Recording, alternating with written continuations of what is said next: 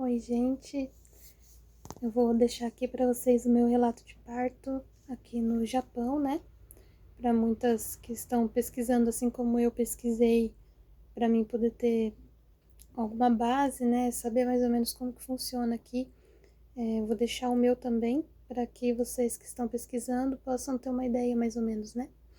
E eu tive uma gravidez tranquila, né? Foi de boa, acompanhamento. Fui numa clínica que tem a tradutora, embora algumas vezes ela não estava, né? Então meu marido entrava comigo. E aqui, assim, eles não dão geralmente suplementos para você tomar, né? Vitaminas, assim como no Brasil. Então você já vai meio tomando por conta, né? O ácido fólico. Pede os exames, que nem todos os exames assim eles vão pedindo para você. Os de sangue eles fazem e tal, mas igual um que eu pedi, que eles não me pediram, foi de tireoide, né? Que eu queria saber como que tava. Então, algumas coisas que vocês querem muito saber ou querem que façam os exames e o médico não pede, questione, né? Pergunte, porque aqui no Japão eles não têm esse costume. Eles não têm o costume de ficar dando remédio, não têm o costume de ficar, né, fazendo exames assim. Então, é uma dica para vocês que estão indo no ginecologista é que se vocês ficarem na dúvida, pergunte mesmo, né? Porque aqui é bem diferente nessa parte. Porque para eles às vezes não é muito comum, então eles não pedem, né? E tá, tive uma gravidez tranquila, eu engordei 16 quilos, né? Eu fui ganhar o Miguel, já tava com 78.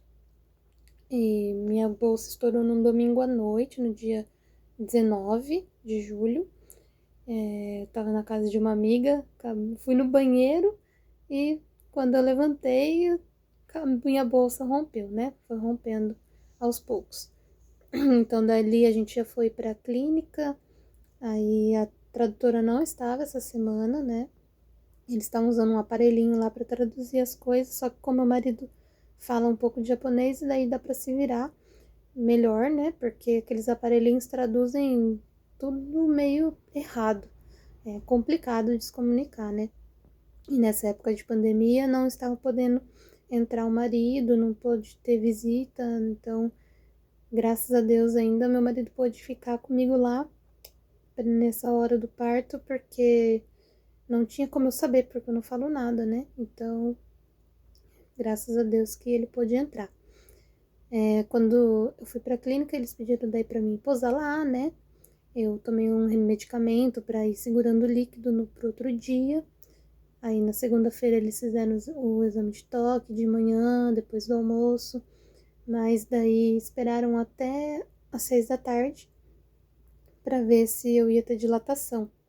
E acabou que eu não tive dilatação. Tive só 3 dedos de dilatação. E isso já era 6 horas da tarde, né? Então eu passei quase o dia todo perdendo líquido. E no último monitoramento tinha dado uma queda nos batimentos dele e acabou que teve que ser uma cesárea de emergência, né? E nisso foi uma correria, porque eu não estava preparado para uma cesárea, né? Eu não tinha pesquisado, assim, eu só sabia mais ou menos como que funciona, porque minha irmã e minha mãe foram cesáreas, né? Não tiveram dilatação, então eu até esperava que poderia acontecer o mesmo comigo, porém eu não tinha pesquisado. Nunca fiquei internada, nunca quebrei nada, nunca passei por cirurgia, então não fazia ideia, né?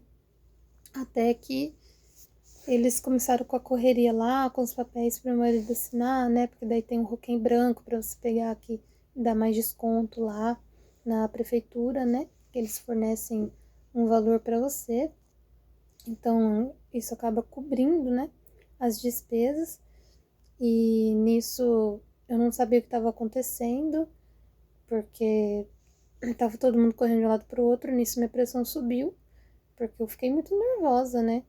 Aí meu marido me explicou o que estava acontecendo e nisso a enfermeira já veio querendo colocar a sonda, né, na minha bexiga E eu não conseguia respirar porque estavam me sufocando com aquela correria, né? Eu comecei a ficar muito ansiosa, com pânico. Aí eu pedi pra parar, meu marido pediu pra parar, pra esperar um pouco, que eu não tava respirando, eu tava nervosa. Aí eu consegui ficar tranquila, a enfermeira colocou, eu não tava anestesiada ainda, então eu senti tudo, né? Aí nisso já me prepararam pra cesárea. Eu já sabia como que era mais ou menos a questão da anestesia, né? Que você não pode se mexer, então eu consegui relaxar para tomar anestesia, né? Mas a sensação da anestesia é horrível, parece que você não respira, né? É uma sensação horrorosa. Quem já passou sabe do que eu tô falando, né? E nisso a minha pressão subiu, foi para 16 e ficava oscilando muito. Que eu tentava manter a calma também, só que ao mesmo tempo eu ficava nervosa por causa daquela sensação da anestesia. E meu marido comigo o tempo todo, ele assistiu o parto inteiro, inteiro, inteiro, porque ele não podia sair da sala por causa de fazer tradução, né? E nisso eu tava muito nervosa. Tanto que quando o Miguel nasceu, que eu ouvi o chorinho assim, e eu só ficava de olho fechado, a mulher veio me mostrar o bebê e eu não conseguia abrir o olho, não conseguia ver meu filho direito, né? Aí o meu marido que viu o tempo todo, acompanhou lá na salinha que eles fazem os primeiros testes, né? Aí enquanto isso eles estavam me suturando. Aí depois me passaram de uma maca para outra e já colocaram massageadores nas duas pernas para ir passando o efeito da anestesia mais rápido, né? E daí meu marido voltou lá com o Miguel. Daí eu consegui olhar um pouquinho para ele assim, pegar na mãozinha dele, mas eu não conseguia me acalmar porque eu tava muito trêmula. E até então eu não sabia que a anestesia causava esse efeito, né? E deixa a gente meio trêmulo. Eu achei que eu tava com crise de pânico, mas na verdade a anestesia causa isso mesmo, né? E nisso eu via que a enfermeira ia lá e apertava minha barriga para baixo, né? Só que eu tava com anestesia. Apertava, apertava, tipo, drenando, né? Aquele sangue assim. E meu marido ajudando ela a trocar minha fralda, porque era muito sangue. Eles tiram todo o sangue para não ficar com risco de ter infecção, né? Aquele sangue sujo da placenta. Eu esqueci o nome da manobra que a minha sogra falou e eu não vou saber falar para vocês. Mas nisso a anestesia já estava passando e ela fez mais esse procedimento umas 3 vezes e eu senti muita dor, muita dor. Eu urrava de dor, eu olhava pro meu marido, não conseguia falar com ele porque eu não conseguia raciocinar direito de tanta dor, eu só urrava, né? E eu não sei se mais alguém passou por isso aqui, mas a enfermeira pediu desculpa, né? Mas era necessário para que não causasse nenhuma infecção. Então, tipo, na hora você sofre horrores, mas é por uma boa causa, né? Para recuperação ser mais rápido, né? Tanto que foi, né? No outro dia eu já consegui, assim, usar o banheiro, né? Que dizem que tem muita dificuldade. Quem faz a cesárea para ir no banheiro sente muita dor, né? Por causa dos pontos. Então, os órgãos estão voltando ali ao normal, mas eu consegui. O médico ia lá me examinar, perguntava se eu tinha ido no banheiro. E nesse ponto, assim, foi bem rápido mesmo. Eles levam a comida lá pra você, só que eu fui comer com mais de 24 horas, né? Tipo, eu só comi algo na terça-feira, de noite ou na quarta de manhã, não me lembro agora. Mas eu lembro que eu fiquei mais de 24 horas sem comer nada, né? Eles só deixam você no soro e no medicamento pra dor. E daí vão colocando lá os medicamentos de ferro, né, pra você não ter anemia. E o meu bebê, eu fui pegar ele assim no outro dia um pouco. Daí lá você tem a opção de deixar a noite no berçário, né? Que as enfermeiras cuidam pra você poder descansar. Então você tem essa opção. Eu queria muito ficar com ele, mas eu tava com muita dor, não conseguia ficar pegando ele, levantando. Então eu optei pelas noites para poder descansar bem. Tanto que no segundo dia me deu muita dor de cabeça, tive enxaqueca, né, por causa da anestesia. Fiquei uns 3 dias sofrendo muito com a dor de cabeça, que eu tive que amamentar deitada. Das enfermeiras me ajudavam lá, porque eu tava sozinha, né, não podia entrar visita. Não tenho família aqui, é só eu e meu marido, né, e nossos amigos daqui, que são nossa família hoje, né, daqui. E então tinha que me virar. E as enfermeiras com aquele aparelhinho para traduzir. E quando não conseguia, eu ligava pro meu marido poder falar por ligação, né? Mas depois disso, no terceiro, no quarto dia, eu implorei para que ele pudesse entrar um pouco, por causa da pandemia, né? Mas eu tava muito nervosa. Eles deixaram, né, o Rodrigo entrar. E como eu tava melhorando, já a dor de cabeça tinha melhorado depois de 3 dias, aí eles me examinaram, viram meu corte, o médico foi lá me examinar e me liberaram para vir para casa, porque geralmente você fica 10 dias, né, internado. Daí me liberaram para vir para casa com 5 dias. Então, eu tive alta, né? Depois voltei lá só para tirar os pontos, e depois de 10 dias. E depois de 30 dias você faz o primeiro exame do bebê, né? Lá com eles ainda. Aí eles vão checar o seu corte, olha lá embaixo, né? Para poder verificar como tá por dentro, se tá tudo indo bem. E graças a Deus não deu nenhum problema, né? Tive uma recuperação boa. Você, né, respeita a quarentena, respeita as limitações que eles colocam, que é muito importante, né? Porque depois acaba ficando sequelas para sempre, né? Dor crônica. Então é muito importante você se cuidar bem. Como aqui, igual eu falei, eu não tenho parente, não, ninguém da minha família pôde vir.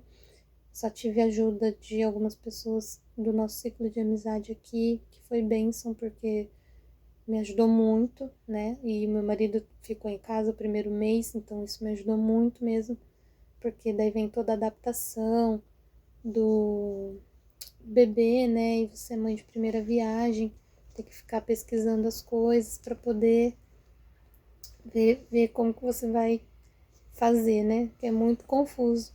A gente fica meio sem reação, né? Mas graças a Deus deu tudo certo. Fiquei com um pouco de trauma alguns dias, por causa da minha barriga, né? Da dor que eu senti. Então não queria que ninguém chegasse perto da minha barriga. Eu morria de medo do bebê se mexer e acabar empurrando minha barriga para baixo.